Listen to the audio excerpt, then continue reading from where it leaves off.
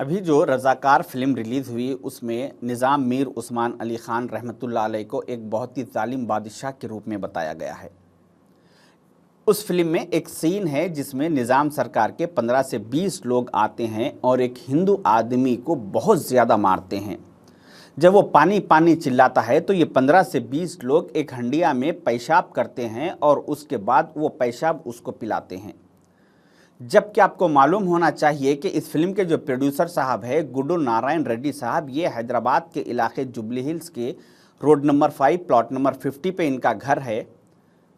मैंने jubilee hills इलाके के वाटर डिपार्टमेंट के लोगों से मालूम किया कि वहाँ पर पीने के लिए पानी कहाँ से आता है, तो उन लोगों का कहना था कि उस्मान सागर और हिमायत सागर से आता है। तो ये प्रोड्यूसर साहब सारी ज़िंदगी निज़ाम सरकार के बनाए हुए डैम से पानी पीते रहे और आज ये फिल्म बना के बता रहे हैं कि निज़ाम सरकार के दौर में हिंदुओं को पेशाब पिलाया जाता था। शर्म आनी चाहिए उनको इस तरह से बकवास करने के लिए। दूसरी अहम बात, उत्तर प्रदेश के वाराणसी में बनारस हिंदू यूनिवर्सिटी है जो 1916 में बनवाई गई थी। उसके बाद कुछ सालों के बाद वो लोग पैसे की कमी की वजह से उसको चला नहीं सक रहे थे, तो वो 7 जनवरी 1939 को उस यूनिवर्सिटी के जिम्मेदार लोग आकर निज़ाम सरकार से मिलते हैं और कहते हैं कि हमने एक यूनिवर्सिटी कायम किया है बनारस हिंदू यूनिवर्सिटी, उसको हम चला नहीं सक रहे, उसके लिए फ़ंड की ज़रूरत है, आप हमारी मदद कीजिए। तो निज़ाम सरकार उसी वक्त बैठे बैठे 1 मिनट के अंदर उन्होंने उस बनारस हिंदू यूनिवर्सिटी के लिए, मुस्लिम यूनिवर्सिटी के लिए नहीं बल्कि बनारस हिंदू यूनिवर्सिटी के लिए 1 लाख रुपये सेंक्शन कर दिया। उस वक्त 10 ग्राम सोने की कीमत 18 रुपये हुआ करती थी, आज 10 ग्राम सोने की कीमत 60,000 रुपये है। तो उस वक्त के 1 लाख रुपये को अगर हम सोने के हिसाब में कैलकुलेशन करेंगे तो आज के करीब 34 करोड़ रुपीस होते हैं। तो जिस निज़ाम सरकार ने हिंदू यूनिवर्सिटी के लिए 1 मिनट में 34 करोड़ रुपीस सेंक्शन किया, वैसे निज़ाम सरकार को आज ये लोग बदनाम करने की कोशिश कर रहे हैं। मैं कोई हवा में बातें नहीं कर रहा हूं प्रोड्यूसर साहब की तरह, बल्कि ये सारी डिटेल्स बनारस हिंदू यूनिवर्सिटी की सारी डिटेल्स 23 नवंबर 2019 को टाइम्स ऑफ इंडिया में प्रिंट की गई है। तीसरी अहम बात, महाराष्ट्र के पुणे में भंडारकर ओरिएंटल रिसर्च इंस्टीट्यूट है जो 1917 में बनवाया गया है। उसके कुछ सालों के बाद पैसे की कमी की वजह से वो लोग भी उसको चला नहीं पा रहे थे, तो उन लोगों ने 1932 में निज़ाम सरकार से आके मुलाकात की और कहा कि निज़ाम सरकार, हमारा एक इंस्टीट्यूट है जिसमें हम बच्चों को हमारी मजहबी किताब महाभारत पढ़ाते हैं, तो वो बच्चों को ला के रखने के लिए हॉस्टल नहीं है, आप हमारी मदद कीजिए, उसमें हॉस्टल बनवाइए और हमारी किताब महाभारत का पब्लिकेशन करने के लिए, तबलीग करने के लिए हमें कुछ पैसों की ज़रूरत है। तो निज़ाम सरकार ने उसी वक्त उन लोगों को 50,000 रुपये डोनेशन दिया और कहा कि वहाँ पे एक अच्छा सा लग्जरी हॉस्टल बनवाइए जो बच्चों को महाभारत किताब पढ़ाई जा रही है। और साथ ही साथ उन्होंने उस वक्त के 50,000 रुपये आज के 17 करोड़ रुपये होते हैं और उन्होंने कहा कि हर साल 1,000 रुपये मेरे ख़जाने से आप लोगों को दिए जाएंगे जिससे आप आपकी बुक महाभारत का पब्लिकेशन कीजिए।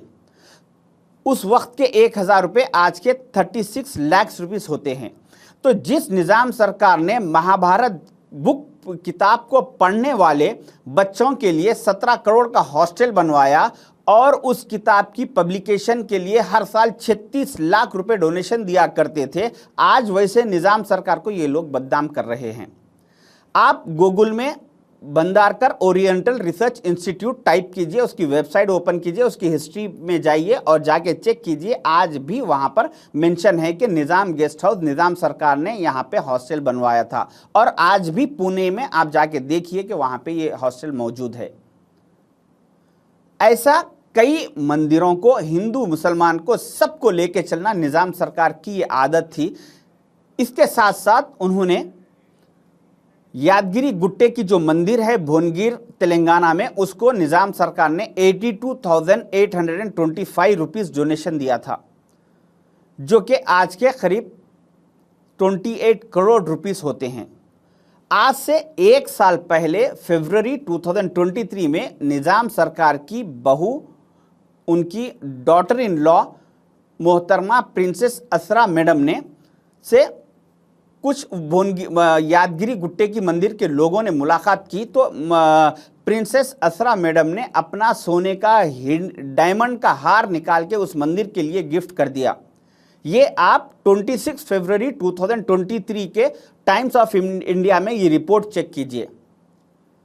1000 पिलर टेम्पल हनमकुंटा तेलंगाना में जो मौजूद है, उसको निज़ाम सरकार ने 1 लाख रुपए डोनेशन दिया, जो कि आज के 34 करोड़ रुपीस होते हैं। सीताराम बाग मंदिर जो कि हैदराबाद की ओल्ड सिटी में मौजूद है, उसको निज़ाम सरकार ने 50,000 रुपए डोनेशन दिया, जो कि आज के करीब 17 करोड़ रुपए होते हैं। सीताराम बाग चंद्रस्वामी मंदिर जो कि भद्राचलम तेलंगाना में मौजूद है, उसको निज़ाम सरकार ने 30,000 रुपए डोनेशन दिया, जो कि आज के करीब 10 करोड़ रुपए होते हैं। तिरुपति बालाजी मंदिर जो कि आंध्र प्रदेश में मौजूद है, उसको निज़ाम सरकार ने 8,000 रुपये डोनेशन दिया, जो कि आज के करीब 2 करोड़ 70 लाख रुपए होते हैं। मैं ऐसा निज़ाम सरकार के 115 मस्जिदों की लिस्ट और 115 मंदिरों की लिस्ट बता सकता हूं आपको, जो कि उन्होंने डोनेशन दिया। उनका कहना यह था कि जितना मेरे पे मस्जिदों का हक है, उतना ही मंदिरों का हक है। हिंदू और मुसलमान मेरे 2 आंख है, इन दोनों को बराबर देखना, बराबर लेके चलना, ये मेरी जिम्मेदारी है। ये निज़ाम सरकार का कहना था। ये जो प्रोड्यूसर साहब आज उनके ताल्लुक से झूठा प्रोपोगंडा कर रहे हैं, ये कोई जाहिल आदमी नहीं है, ये पढ़े लिखे हैं। इन्होंने बीकॉम LLB किया है, वो भी हैदराबाद की उस्मानिया यूनिवर्सिटी से। ये प्रोड्यूसर साहब सारी जिंदगी निज़ाम सरकार के बनाए हुए डैम का पानी पीते रहे और इन्होंने सारा एजुकेशन निज़ाम सरकार की बनाई हुई यूनिवर्सिटी से हासिल किया, और आज उन्हीं को चंद वोटों के खातिर, चंद फिरका परस्ती के खातिर उनको बदनाम करने की कोशिश कर रहे हैं। इस तरह से इन्होंने और एक बहुत गंदा सीन उस फिल्म में बताया कि कुछ औरतें बदकम्मा खेल रही थी, तो निज़ाम सरकार के लोग आकर उन औरतों को मार के, उनके पूरे कपड़े उतार के, उनको नंगा करके उनके साथ बदकम्मा खेला और उनके साथ बदतमीजी की, गैर गलत हरकतें की, और उसके बाद जब उन लोगों का उनके साथ दिल भर गया तो उन औरतों को जिंदा जला दिया गया। इस तरह से ये झूठा प्रोपोगंडा ये फिल्म में बता के हिंदू और मुसलमानों को लड़ाने की, बांटने की कोशिश कर रहे हैं। तो मेरी आप लोगों से रिक्वेस्ट है कि ऐसे लोगों की बातों में, ऐसे फिरका परस्त ऐसे लोगों की बातों में मत आइए और अपना इत्तेहाद बरकरार रखिए।